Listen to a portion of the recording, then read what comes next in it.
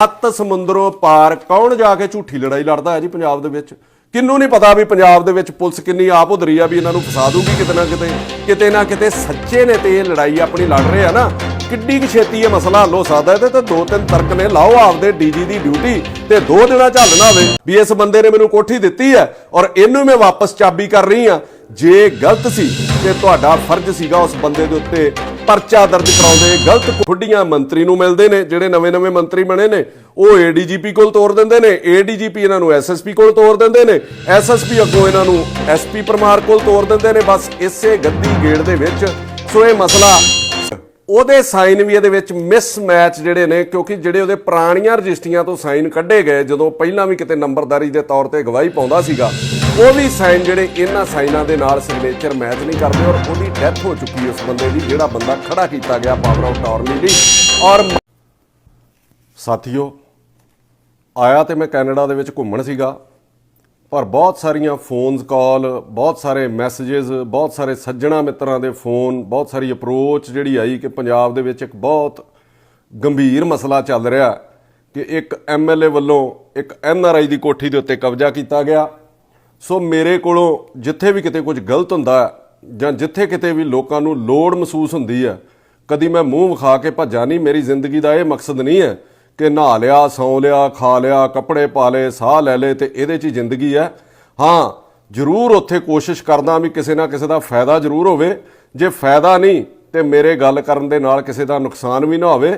ਮੈਂ ਜਿਹੜੀਆਂ 2 ਲਾਈਨਾਂ ਕਹਿ ਕੇ ਆਪਣੀ ਗੱਲ ਸ਼ੁਰੂ ਕਰਨ ਲੱਗਾ, ਜਿਹੜਾ ਕੋਠੀ ਵਾਲਾ ਪੰਜਾਬ 'ਚ ਮਸਲਾ ਚੱਲ ਰਿਹਾ, ਮੈਂ ਆਪਣੇ ਬਾਰੇ ਕਿਉਂ ਜ਼ਰੂਰਤ ਸਮਝੀ ਕਿ ਇੱਥੇ ਮੈਂ ਉਹਨਾਂ ਦੇ ਘਰ ਆਇਆ ਜਿਨ੍ਹਾਂ ਦੀ ਇਹ ਕੋਠੀ, ਇਹਨਾਂ ਦੇ ਮੈਸੇਜ ਤੇ ਇਹਨਾਂ ਦੇ ਮਾਤਾ ਜੀ ਜਿਹੜੇ ਬਜ਼ੁਰਗ ਨੇ ਉਹ ਪੰਜਾਬ 'ਚ ਫਿਰ ਰਹੇ ਨੇ। ਇਸ ਕਰਕੇ ਮੈਨੂੰ ਵੀ ਇਹ ਮਹਿਸੂਸ ਹੋਇਆ ਕਿ ਮੈਨੂੰ ਇਹ ਜਾ ਕੇ ਇਹਨਾਂ ਦੀ ਆਵਾਜ਼ ਜਿਹੜੀ ਉਹ ਬੁਲੰਦ ਕਰਨੀ ਚਾਹੀਦੀ ਹੈ ਕਿ ਗੁਲਾਮ ਫਰੀਦਾ ਇੱਥੇ ਸਭ ਮੁਸਾਫਰ ਨਹੀਂ।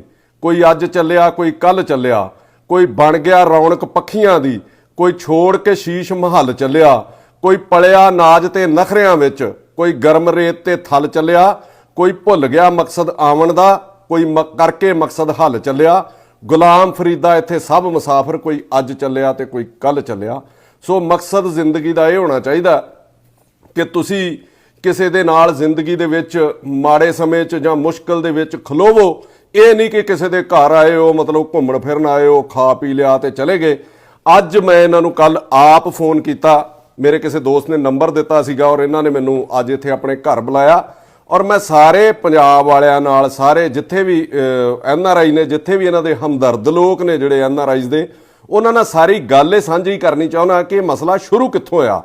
ਇਹ ਮਈ ਲਾਸਟ ਦੀ ਗੱਲ ਹੈ। ਇਹ ਸਾਰ ਪਰਮਜੀਤ ਸਿੰਘ ਢਾਲੀਵਾਲ ਨੇ, ਜਿਨ੍ਹਾਂ ਦੇ ਉੱਥੇ ਮਦਰ ਵੀ ਗਏ ਹੋਏ ਨੇ ਤੇ ਵਾਈਫ ਵੀ ਇਹਨਾਂ ਦੇ। ਇਹਨਾਂ ਦਾ ਇੱਕ ਦੋਸਤ ਆਸਟ੍ਰੇਲੀਆ ਦੇ ਵਿੱਚੋਂ ਇੰਡੀਆ ਜਿਹੜਾ ਉਹ ਘੁੰਮਣ ਗਿਆ, ਇਹਨਾਂ ਦੇ ਘਰ ਉਹਨੇ ਜਾ ਕੇ ਜਦੋਂ ਗੇੜਾ ਮਾਰਿਆ, ਇਹਨਾਂ ਨੂੰ ਮਿਲਣ ਗਿਆ ਜਾਂ ਇਹਨਾਂ ਦੇ ਮਾਤਾ ਜੀ ਦਾ ਹਾਲ ਚਾਲ ਪੁੱਛਣ ਗਿਆ ਤਾਂ ਅੱਗੋਂ ਉਹਨੇ ਪੁੱਛਿਆ ਘਰ ਦੇ ਵਿੱਚ ਕਿ ਮਾਤਾ ਅਮਰਜੀਤ ਕੌਰ ਕਿੱਥੇ ਨੇ, ਤੇ ਅੱਗੋਂ ਕਹਿੰਦੇ ਜੀ ਇੱਥੇ ਅਮਰਜੀਤ ਕੌਰ ਨਹੀਂ, ਇੱਥੇ ਸਰਬਜੀਤ ਕੌਰ ਜਿਹੜੇ ਨੇ ਉਹ ਰਹਿੰਦੇ ਨੇ, ਉਹਨਾਂ ਦਾ ਘਰ ਹੈ। ਫਿਰ ਉਹਨੇ ਇਹਨਾਂ ਨੂੰ ਫੋਨ ਕੀਤਾ ਪਰਮਜੀਤ ਹੋਣਾ ਨੂੰ ਕਿ ਤੁਸੀਂ ਜਿਹੜਾ ਆਪਣਾ ਉਹ ਘਰ ਵੇਚ ਦਿੱਤਾ। ਇਹਨਾਂ ਕਿਹਾ ਜੀ ਅਸੀਂ ਬਿਲਕੁਲ ਨਹੀਂ ਵੇਚਿਆ। ਘਰ ਜਿਹੜਾ ਇਹਨਾਂ ਦਾ 2020 ਦੇ ਵਿੱਚ ਬੰਦ ਹੋ ਗਿਆ ਸੀਗਾ। ਬੰਦ ਇਸ ਕਰਕੇ ਕਿ ਉਦੋਂ ਕੋਵਿਡ, ਸਾਰੀ ਦੁਨੀਆ ਹੀ ਉਹਦੇ ਨਾਲ ਤਰਾਸਦੀ, ਉਸ ਦੇ ਵਿੱਚ ਸਾਰੇ ਉਸ ਪੀੜਾ ਦੇ ਵਿੱਚੋਂ ਨਿਕਲੇ ਆ। 2020 ਦੇ ਵਿੱਚ ਇਹਨਾਂ ਨੇ ਆਪਣੇ ਮਾਤਾ ਜੀ ਨੂੰ ਇੱਥੇ ਕੈਨੇਡਾ ਬੁਲਾ ਲਿਆ ਜੀ। ਇਹਨਾਂ ਦੇ ਮਾਤਾ ਜੀ ਕੈਨੇਡਾ ਆ ਗਏ ਔਰ 28 ਮਈ ਨੂੰ ਇਹਨਾਂ ਨੇ ਇਹਨਾਂ ਨੂੰ ਪਤਾ ਲੱਗਾ ਆਪਣੇ ਦੋਸਤ ਦੀ ਕਾਲ ਤੋਂ ਬਾਅਦ, ਔਰ ਇਹਨਾਂ ਦੀ ਵਾਈਫ ਜਿਹੜੀ ਹੈ ਉਹਨਾਂ ਨੇ ਕਾਲ ਤੁਸੀਂ ਕੀਤੀ ਕਿ ਤੁਹਾਡੇ ਮੈਸੇਜ ਨੇ ਜੀ ਮਾਣੂਕੇ ਨੂੰ?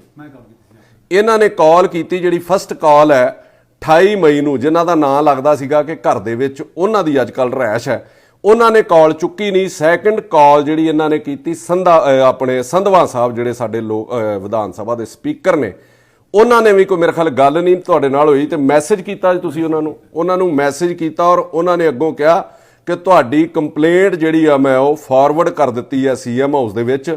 ਤੀਜੀ ਕਾਲ ਇਹਨਾਂ ਨੇ ਕੀਤੀ ਸਾਰ ਭਗਵੰਤ ਸਿੰਘ ਮਾਨ, ਮੁੱਖ ਮੰਤਰੀ ਪੰਜਾਬ ਦੇ ਓਐਸਡੀ ਨੇ, ਮਨਜੀਤ ਸਿੱਧੂ, ਉਹਨਾਂ ਨੇ ਇਹਨਾਂ ਨਾਲ ਗੱਲਬਾਤ ਕੀਤੀ, ਇਹਨਾਂ ਕੋਲੋਂ ਰਿਟਨ ਕੰਪਲੇਂਟ ਮੰਗੀ ਔਰ 7 ਮਈ ਨੂੰ ਜਿਹੜਾ ਮਨਜੀਤ ਸਿੰਘ ਓਐਸਡੀ ਨੇ ਉਹ ਇਹਨਾਂ ਨੂੰ ਮਿਲਦੇ ਨੇ ਔਰ ਉਹਨਾਂ ਨੇ ਥੋੜੀ ਦੂਰ ਜਾ ਕੇ ਸਾਰ ਭਗਵੰਤ ਸਿੰਘ ਮਾਨ ਨਾਲ ਗੱਲ ਕੀਤੀ ਔਰ ਇਹਨਾਂ ਨੂੰ ਆ ਕੇ ਦੱਸਿਆ ਕਿ ਤੁਹਾਡਾ ਜਿਹੜਾ ਸਾਰਾ ਮਸਲਾ ਉਹ ਮੈਂ ਮਾਨ ਸਾਹਿਬ ਦੇ ਨੋਟਿਸ ਦੇ ਵਿੱਚ ਲਿਆ ਦਿੱਤਾ।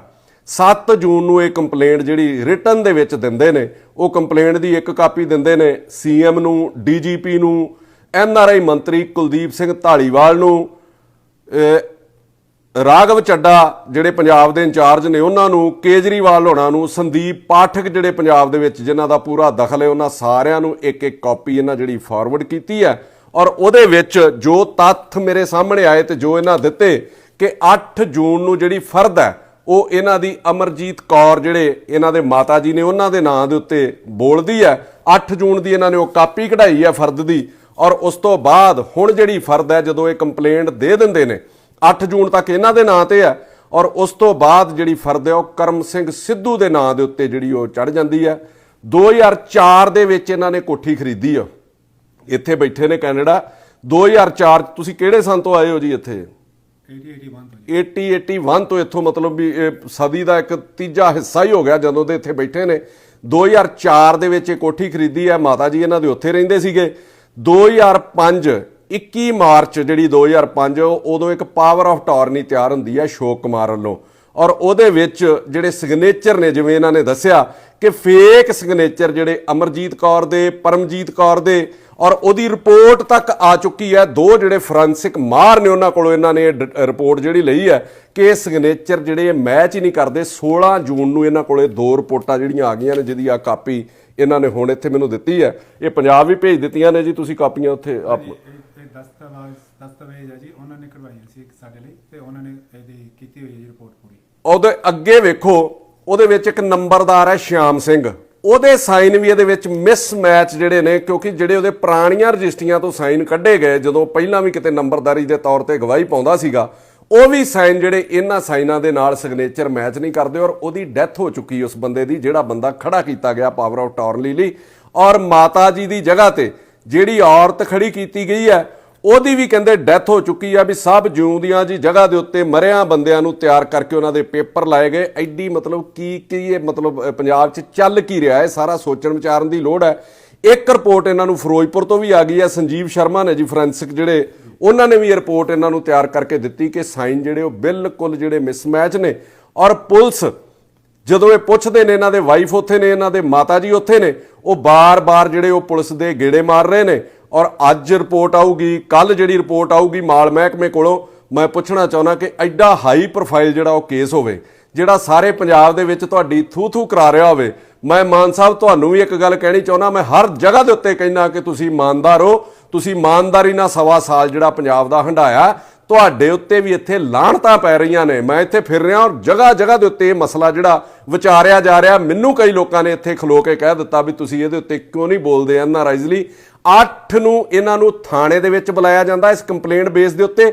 ਉੱਥੇ ਬੈਠੇ ਹੁੰਦੇ ਨੇ ਐਸਪੀ ਪਰਮਾਰ ਤੇ ਡੀਐਸਪੀ ਵਿਰਕ, ਉੱਥੇ ਮਾਣੂਕੇ ਮੈਡਮ ਦੇ ਹਸਬੈਂਡ ਆਉਂਦੇ ਨੇ। ਔਰ ਉਹਦੇ ਵਿੱਚ ਉੱਥੇ ਇਹਨਾਂ ਨਾਲ ਗੱਲਬਾਤ ਹੁੰਦੀ ਹੈ ਕਿ ਤੁਸੀਂ ਕੋਠੀ ਕਿੰਨੀ ਦੇਰ ਤੋਂ ਰਹਿ ਰਹੇ ਹੋ? ਕੀ ਕਹਿੰਦੇ ਜੀ 15 ਦਿਨ ਤੋਂ ਰਹਿ ਰਹੇ ਆ। 15 ਦਿਨ ਦਾ ਉੱਥੇ ਲਾਇਆ, ਕਹਿੰਦੇ 2 ਮਹੀਨੇ ਤੋਂ ਕਿਰਾਏ ਤੇ ਲਈ ਹੋਈ ਹੈ। 2 ਮਹੀਨੇ ਤੋਂ ਕਹਿੰਦੇ ਨੇ ਕਿਰਾਏ ਤੇ ਲਈ ਹੋਈ ਹੈ। ਤੇ ਕਿਰਾਏਨਾਮੇ ਦੇ ਵਿੱਚ ਮੇਰੇ ਖਿਆਲ 15 ਮਈ ਦਾ ਟਾਈਮ ਹੈ। 15 ਮਈ ਦੇ ਵਿੱਚ 15 ਦਿਨਾਂ ਚੋਂ ਕੋਠੀ ਤਿਆਰ ਵੀ ਕਿਵੇਂ ਹੋ ਗਈ, ਉਹ ਰੈਨੋਵੇਟ ਵੀ ਕਿਵੇਂ ਹੋ ਗਈ ਕਿ ਜਦੋਂ ਇੱਥੇ ਰਹਿ ਰਹੇ ਨੇ। ਸਾਰਾ ਕੁਝ ਇੱਕ ਸਾਜ਼ਿਸ਼ ਦਾ ਹਿੱਸਾ ਸੀਗਾ ਜਿਹਦੀ ਇਨਕੁਆਇਰੀ ਕਰਨੀ ਚਾਹੀਦੀ ਹੈ, ਨਾ ਕਿ ਇਹ ਲੋਕ ਖੱਜਲ ਹੋਣ। ਔਰ ਡੀਐਸਪੀ ਵਿਰਕ ਹੈ ਜਿਹੜਾ ਉੱਥੇ, ਉਹ ਇਹਨਾਂ ਦੇ ਮੈਸੇਜ ਨੂੰ ਕਹਿੰਦਾ ਕਿ ਤੁਸੀਂ ਕੋਠੀ ਕਿਰਾਏ ਤੇ ਦੇ ਦਿਓ।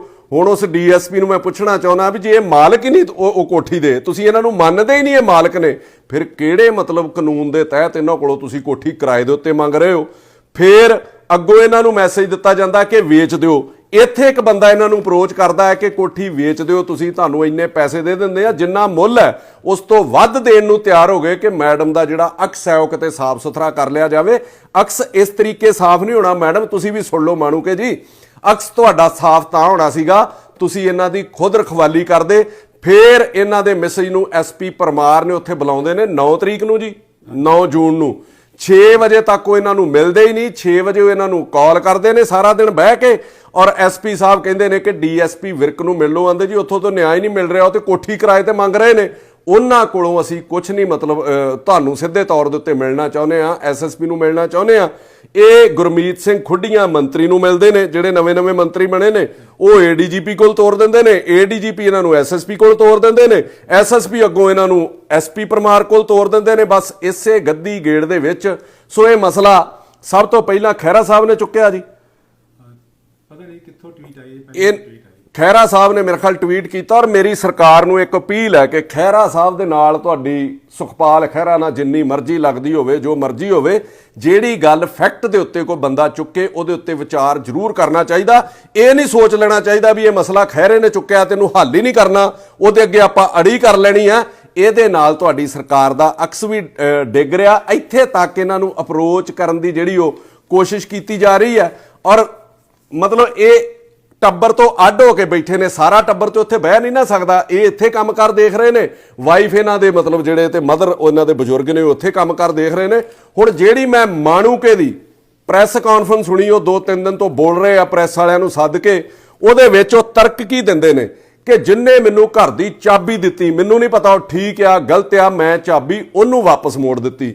ਮੇਰਾ ਮੈਡਮ ਮਾਣੂਕੇ ਨੂੰ ਇੱਕ ਸਵਾਲ ਹੈ ਕਿ ਕੋਈ ਚੋਰ ਗੱਡੀ ਚੋਰੀ ਕਰਕੇ ਲੈ ਆਵੇ, ਉਹਦੀ ਚਾਬੀ ਤੁਹਾਨੂੰ ਫੜਾ ਦੇਵੇ ਤੇ ਮਗਰ ਮਾਲਕ ਆ ਜੇ ਆਪਣੇ ਦਸਤਾਵੇਜ਼ ਲੈ ਕੇ, ਤੇ ਤੁਸੀਂ ਕੀ ਕਹੋਗੇ ਵੀ ਮੈਂ ਚਾਬੀ ਜਿਹੜੀ ਉਹ ਚੋਰ ਨੂੰ ਮੋੜਨੀ ਆ? ਤੁਹਾਡਾ ਫਰਜ਼ ਹੈ, ਲੋਕਾਂ ਨੇ ਤੁਹਾਨੂੰ ਐਮਐਲਏ ਬਣਾਇਆ। ਮੈਂ ਸੁਣਦਾ ਸੀਗਾ ਕੱਲ ਤੁਹਾਨੂੰ ਕਿ ਮੈਂ ਐਮਐਲਏ 40,000 ਤੇ ਜਿੱਤੀ ਆ, ਔਰ 40,000 ਤੇ ਤੁਸੀਂ ਜਿੱਤੇ ਹੋ ਤੇ ਤੁਹਾਡੇ ਇਲਾਕੇ ਦੇ ਲੋਕਾਂ ਦੀ ਜਾਨ ਤੇ ਮਾਲ ਦੀ ਰਾਖੀ ਕਰਨਾ ਵੀ ਤੁਹਾਡਾ ਫਰਜ਼ ਬਣਦਾ। ਇਹ ਲੋਕਾਂ ਨੂੰ ਧੱਕੇ ਨਾ ਖਾਣੇ ਪੈਣ। ਇਹਨਾਂ ਲੋਕਾਂ ਨੇ ਤੁਹਾਨੂੰ, ਐਨਆਰਆਈਜ਼ ਨੇ, ਸਾਰੀ ਸਰਕਾਰ ਨੂੰ, ਤੁਹਾਨੂੰ ਲੋਕਾਂ ਨੂੰ ਫੰਡਸ ਵੀ ਦਿੱਤੇ ਨੇ। ਇਸ ਕਰਕੇ ਨਹੀਂ ਦਿੱਤੇ ਕਿ ਸਾਡੀਆਂ ਕੋਠੀਆਂ ਦੇ ਉੱਤੇ, ਸਾਡੀਆਂ ਜਾਇਦਾਦਾਂ ਦੇ ਉੱਤੇ ਕਬਜ਼ਾ ਕਰ ਲਓ, ਸਾਨੂੰ ਖੱਜਲ ਹੋਣਾ ਪਵੇ। ਮੈਂ ਤੁਹਾਨੂੰ ਇੱਕ ਗੱਲ ਕਹਿਣਾ ਚਾਹੁੰਦਾ ਸਰਬਜੀਤ ਕੌਰ ਮਾਣੂਕੇ, ਕਿ ਲੋਕ ਜੇ ਚੜਾ ਸਕਦੇ ਆ ਨਾ ਤੇ ਲੋਕ ਥੱਲੇ ਵੀ ਲਾ ਸਕਦੇ ਆ।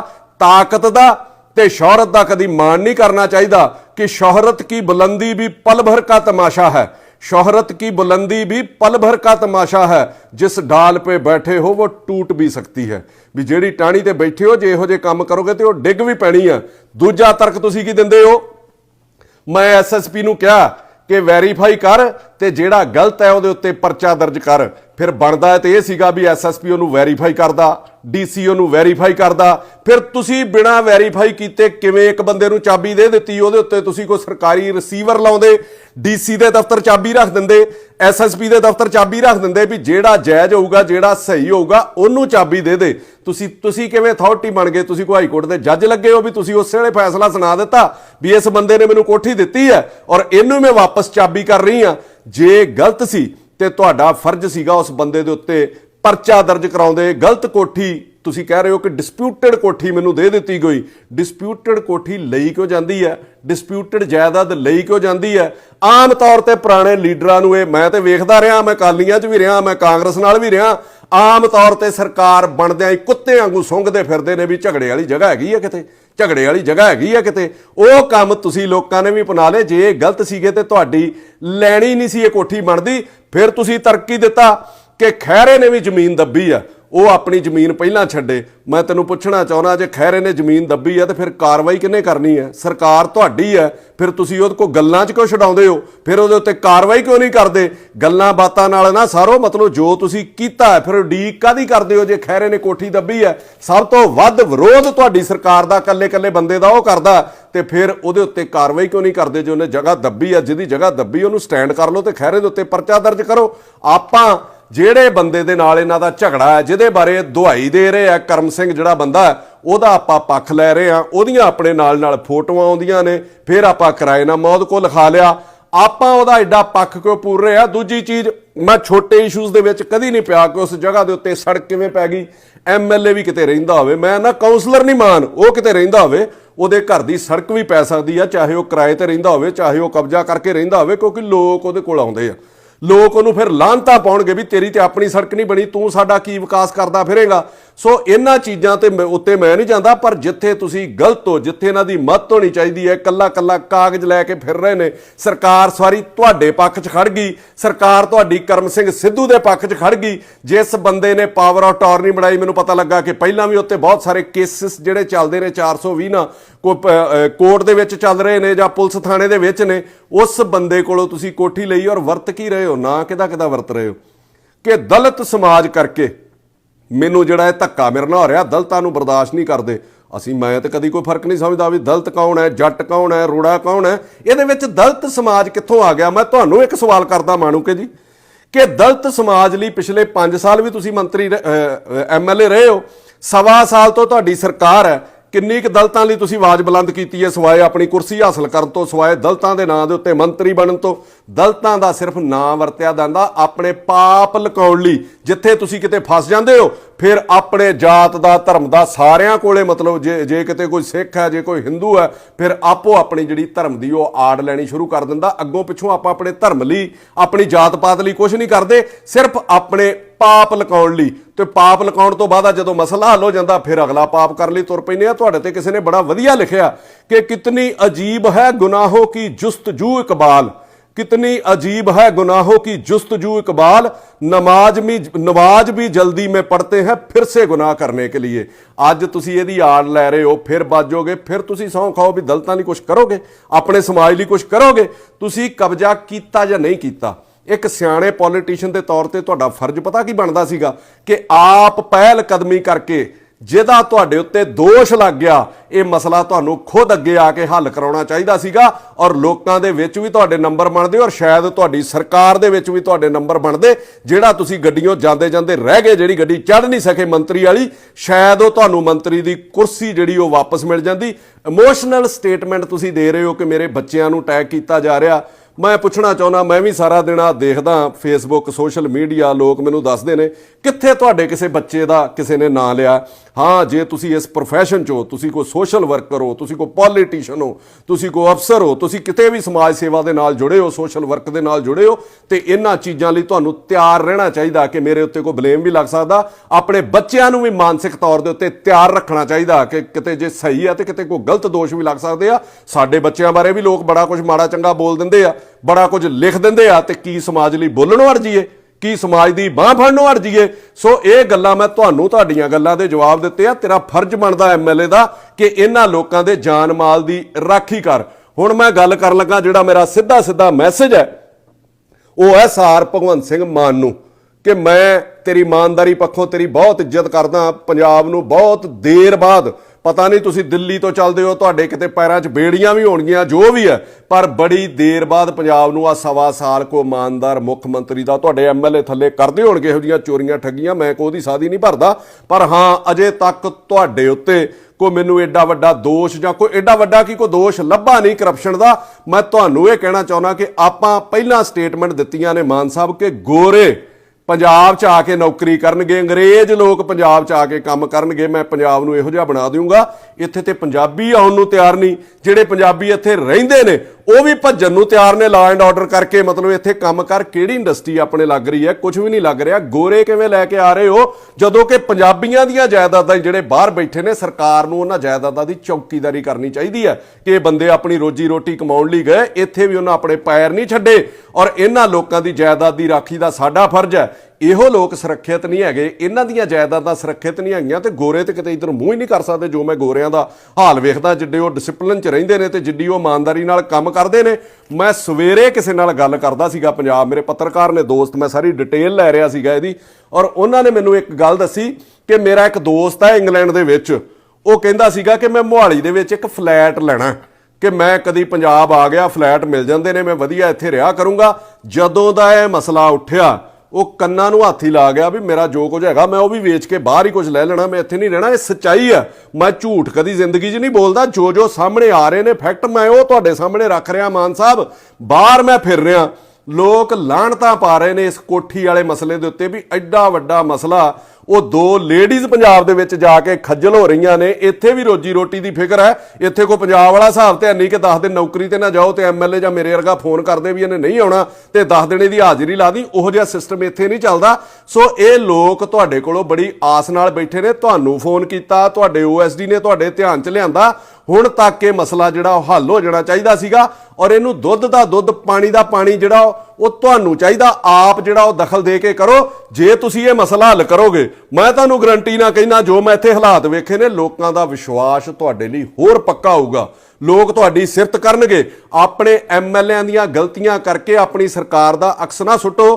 ਖਹਿਰਾ ਸਾਹਿਬ ਵੀ ਕਹਿੰਦੇ CBI ਜਾਂਚ, ਮਤਲਬ ਆਮ ਲੋਕ ਕਹਿੰਦੇ ਇੱਥੇ ਸੀਬੀਆਈ ਜਾਂਚ, ਮੈਂ ਨਹੀਂ ਮੰਨਦਾ। ਮੈਂ ਕਹਿੰਦਾ ਇਹਦੀ ਜਾਂਚ ਤੁਸੀਂ ਆਪਦੇ ਡੀਜੀ ਵਿਜੀਲੈਂਸ ਹੈ ਉਹਨਾਂ ਕੋਲੋਂ, ਮੈਂ ਉਸ ਬੰਦੇ ਨੂੰ ਵੀ ਇਮਾਨਦਾਰੀ ਦਾ ਬਹੁਤ ਵੱਡਾ ਖਿਤਾਬ ਦਿੰਦਾ, ਵਰਿੰਦਰ ਸ਼ਰਮਾ ਉਹਨਾਂ ਨੂੰ, ਨਿਊਟਰਲ ਜਾਂਚ ਉਹਨਾਂ ਨੂੰ ਕਰਨ ਲਈ ਕਹਿ ਦਿਓ। ਉਹ 2 ਦਿਨਾਂ ਦੇ ਵਿੱਚ ਤੁਹਾਨੂੰ ਦੁੱਧ ਦਾ ਦੁੱਧ ਤੇ ਪਾਣੀ ਦਾ ਪਾਣੀ ਕਰ ਦੇਣਗੇ। ਹਰ ਬੰਦੇ ਦੇ ਨਹਾੜੇ ਕੱਢ ਲਏ। ਆ ਧਾਰੀਵਾਲ NRI ਮਿਨਿਸਟਰ ਹੈ, ਪਹਿਲਾ ਮਹਿਕਮਾ ਤੇ ਉਹਦੇ ਕੋਲੋਂ ਖੋਹ ਲਿਆ ਵੀ ਸਮਝ ਆ ਗਈ ਵੀ ਇਹ ਗੱਲਾਂ ਵਾਲਾ ਹੀ ਹੈ। ਆਪਾਂ ਉੱਥੋਂ ਕਬਜ਼ਾ ਛਡਾ ਲਿਆ, ਉੱਥੋਂ ਕਬਜ਼ਾ ਛਡਾ ਲਿਆ, ਨਾ ਤੇ ਬਾਦਲਾਂ ਦੇ ਕਬਜ਼ੇ ਛੁੱਟੇ ਨਾ ਵੱਡੇ ਲੀਡਰਾਂ ਦੇ ਕਬਜ਼ੇ ਛੁੱਟੇ, ਤੇ ਧਾਰੀਵਾਲ ਨੂੰ ਉਸ ਕੰਮੋਂ ਤੋਂ ਤੁਸੀਂ ਵਿਹਲਾ ਕੀਤਾ। ਬਹੁਤ ਵਧੀਆ, ਵੀ ਸਵਾਏ ਗੱਲਾਂ ਤੋਂ ਬਗੈਰ ਕੁਝ ਹੈ ਨਹੀਂ ਸੀਗਾ। ਪਰ ਆ ਜਿਹੜਾ ਮਸਲਾ ਹੈ ਤੁਹਾਡੇ ਆਪਣੇ ਧਿਆਨ ਦੇ ਨਾਲ ਜਿਹੜਾ ਉਹ ਹੱਲ ਹੋਣਾ ਚਾਹੀਦਾ। 7 ਸਮੁੰਦਰੋਂ ਪਾਰ, ਮੇਰਾ ਇੱਕ ਛੋਟਾ ਜਿਹਾ ਸਵਾਲ ਹੈ ਭਗਵੰਤ ਮਾਨ ਹੋਣਾ ਨੂੰ, 7 ਸਮੁੰਦਰੋਂ ਪਾਰ ਕੌਣ ਜਾ ਕੇ ਝੂਠੀ ਲੜਾਈ ਲੜਦਾ ਹੈ ਜੀ ਪੰਜਾਬ ਦੇ ਵਿੱਚ? ਕਿਹਨੂੰ ਨਹੀਂ ਪਤਾ ਵੀ ਪੰਜਾਬ ਦੇ ਵਿੱਚ ਪੁਲਿਸ ਕਿੰਨੀ ਆਪ ਉਧਰੀ ਆ ਵੀ ਇਹਨਾਂ ਨੂੰ ਫਸਾ ਦੂਗੀ ਕਿਤੇ ਨਾ ਕਿਤੇ। ਸੱਚੇ ਨੇ ਤੇ ਇਹ ਲੜਾਈ ਆਪਣੀ ਲੜ ਰਹੇ ਆ ਨਾ, ਕਿੱਡੀ ਕੁ ਛੇਤੀ ਇਹ ਮਸਲਾ ਹੱਲ ਹੋ ਸਕਦਾ। ਇਹਦੇ ਤੇ 2-3 ਤਰਕ ਨੇ, ਲਾਓ ਆਪਦੇ ਡੀਜੀ ਦੀ ਡਿਊਟੀ ਤੇ 2 ਦਿਨਾਂ 'ਚ ਹੱਲ ਨਾ ਹੋਵੇ। ਉਹ ਕਹਿ ਰਹੀ ਹੈ ਕਿ ਮੈਂ 15 ਦਿਨਾਂ ਤੋਂ ਇੱਥੇ ਕਿਰਾਏ ਤੇ ਆ ਜੀ। ਤੁਸੀਂ ਫੋਨ ਲੋਕੇਸ਼ਨ ਕਢਾ ਲਓ ਇਨਵੈਸਟੀਗੇਸ਼ਨ ਦੇ ਵਿੱਚ ਕਿ ਉਹਦੇ ਘਰ ਵਾਲੇ ਦੀ ਕਿੰਨੀ ਦੇਰ ਤੋਂ ਇਸ ਕੋਠੀ ਦੇ ਵਿੱਚ ਲੋਕੇਸ਼ਨ ਆ ਰਹੀ ਹੈ, ਉਹ ਬੀਬੀ ਦੀ ਇਸ ਕੋਠੀ ਦੇ ਵਿੱਚ ਕਿੰਨੀ ਦੇਰ ਤੋਂ ਲੋਕੇਸ਼ਨ ਆ ਰਹੀ ਹੈ, ਔਰ ਤੁਸੀਂ ਉਹਦਾ ਜਿਹੜਾ ਸਟਾਫ ਹੈ ਉਹਦੀ ਕਿੰਨੀ ਦੇਰ ਤੋਂ ਜਿਹੜੀ ਇੱਥੇ ਲੋਕੇਸ਼ਨ ਆ ਰਹੀ ਹੈ, ਤੇ ਦੁੱਧ ਦਾ ਦੁੱਧ ਪਾਣੀ ਦਾ ਪਾਣੀ ਹੋ ਜਾਣਾ ਵੀ ਉਹ ਬੀਬੀ ਕਿੰਨੀ ਦੇਰ ਤੋਂ ਰਹਿ ਰਹੀ ਹੈ। ਸੋ ਸੱਦੇ ਆਪਾਂ ਗੋਰਿਆਂ ਨੂੰ ਦਿੰਨੇ ਆ, ਪਰ ਇਹਨਾਂ ਲੋਕਾਂ ਦੀ ਬਾਂਹ ਹੀ ਫੜ ਲਈਏ ਜਿਹੜੇ ਇੱਥੇ ਗੋਰਿਆਂ ਕੋਲ ਆ ਕੇ ਆਪਣਾ ਕੰਮਕਾਰ ਕਰਦੇ ਨੇ। ਗੋਰੇ ਬਾਅਦ ਚੋਂ ਆਉਂਦੇ ਰਹਿਣਗੇ, ਪਹਿਲਾਂ ਆਪਾਂ ਇਹਨਾਂ ਦੀ ਬਾਂਹ ਤੇ ਫੜੀਏ। ਸੋ ਮੈਂ ਤੁਹਾਨੂੰ ਕਹੂੰਗਾ ਕਿ ਬੇਹਿਸਾਬ ਹਸਰ ਤੇ ਨਾ ਪਾਲੀਏ, बेहिसाब हसरते ना पालिए, जो मिला है उसी को संभालिए। आप इन्हां लोकां नूं ते संभालिए। सो मेरी तुहानूं रिक्वेस्ट है मान साहब, मैं को गर्म बोल के चार गालां कढ के सरकार नूं, मेरा तो कुछ नहीं जाना, इन्हां लोकां दा मैं मसला खराब नहीं करना चाहुंदा, उन्हें मैं होर नहीं उलझाउणा चाहुंदा। मैं तुहानूं बड़ी निमरता दे नाल रिक्वेस्ट कर रहा कि इन्हां ने मैनूं भी बड़ी आस नाल सद्दिया और तुहाडे वल भी बड़ी आस दे नाल निगाह ला के गड्डे ने। ਲੱਖ ਇਹਨਾਂ ਦੇ ਮਨ ਦੇ ਵਿੱਚ 20 ਗੱਲਾਂ ਸੀ, ਪਰ ਇੱਕ ਗੱਲ ਇਹਨਾਂ ਵੀ ਐਡਮਿਟ ਕੀਤੀ ਹੈ ਕਿ ਹਾਂ ਯਾਰ ਸੀਐਮ ਦੇ ਉੱਤੇ ਦੋਸ਼ ਨਹੀਂ ਹੈਗਾ, ਕੋਈ ਇਮਾਨਦਾਰ ਹੈ। ਔਰ ਮੈਂ ਵੀ ਇਹਨਾਂ ਨੂੰ ਇੱਕ ਗੱਲ ਫਖਰ ਦੇ ਨਾਲ ਕਹੀ ਹੈ, ਤੇ ਸੋ ਫਖਰ ਇਹਨਾਂ ਦਾ ਬਣਿਆ ਵੀ ਰਹਿਣਾ ਚਾਹੀਦਾ ਕਿ ਜੇ ਤੁਹਾਡੀ ਕੋਠੀ ਕਿਸੇ ਪਿਛਲੀਆਂ ਸਰਕਾਰਾਂ ਦੇ ਐਮਐਲਏ ਨੇ ਦੱਬੀ ਹੁੰਦੀ, ਚਾਹੇ ਉਹ ਅਕਾਲੀ ਸੀਗਾ ਚਾਹੇ ਕਾਂਗਰਸੀ ਸੀਗਾ, ਤੇ ਹੋ ਸਕਦਾ ਉੱਥੇ ਤੁਹਾਡੀਆਂ ਜਨਾਨੀਆਂ ਤੇ ਵੀ ਪਰਚੇ ਹੋ ਜਾਂਦੇ ਜੇ ਤੁਹਾਨੂੰ ਇਨਸਾਫ ਮਿਲ ਸਕਦਾ। ਤੇ ਮੇਰੇ ਖਿਆਲ ਦੇ ਵਿੱਚ ਭਗਵੰਤ ਮਾਨ ਜਿਹੜਾ ਤੁਹਾਨੂੰ ਉਸ ਇਨਸਾਫ ਜ਼ਰੂਰ ਦੇਊਗਾ। ਪਰ ਅਖੀਰ ਦੇ ਵਿੱਚ ਮੈਂ ਤੁਹਾਨੂੰ ਫੇਰ ਇਹ ਕਹਿ ਕੇ ਬੇਨਤੀ ਕਰਨ ਲੱਗਾ ਕਿ ਤੱਕੜੀ 'ਚ ਤੋਲੋ, ਬਰਾਬਰ ਤੋਲਿਓ। ਇਹਨਾਂ ਦੇ ਨਾਲ ਜੇ ਧੱਕਾ ਹੋ ਰਿਹਾ ਤੇ ਜਿਹੜਾ ਵੀ ਅਫਸਰ ਉਹਦੇ ਵਿੱਚ ਇਨਵੋਲਵ ਹੈ, ਚਾਹੇ ਉਹ ਐਸਡੀਐਮ ਹੈ, ਚਾਹੇ ਉਹ ਤਹਿਸੀਲਦਾਰ ਹੈ, ਚਾਹੇ ਉਹ ਪਟਵਾਰੀ ਹੈ, ਚਾਹੇ ਉਹ ਪੁਲਿਸ ਵਾਲਾ ਜਿੰਨੇ ਇਹਨਾਂ ਦੀ ਸੁਣਵਾਈ ਨਹੀਂ ਕੀਤੀ ਐਮਐਲਏ ਦੇ ਪ੍ਰੈਸ਼ਰ ਦੇ ਵਿੱਚ ਆ ਕੇ, ਜਿੰਨੇ ਫਰਦਾਂ ਬਦਲੀਆਂ ਨੇ, ਉਹਨਾਂ ਦੇ ਉੱਤੇ 420 ਦਾ ਪਰਚਾ ਦਰਜ ਕਰੋ। ਜੇ ਤੁਸੀਂ ਨਹੀਂ ਕਰੋਗੇ ਤੇ ਮੈਂ ਇਹ ਕਹਿ ਕੇ ਤੁਹਾਨੂੰ ਸਮਾਪਤੀ ਕਰਨ ਲੱਗਾ ਕਿ ਲਸ਼ਕਰ ਵੀ तुम्हारा है, लश्कर भी तुम्हारा है भगवंत मान जी, लश्कर भी तुम्हारा है, सरदार भी तुम्हारा है। तुम झूठ को सच लिख दो, अखबार भी तुम्हारा है। धन्यवाद जी।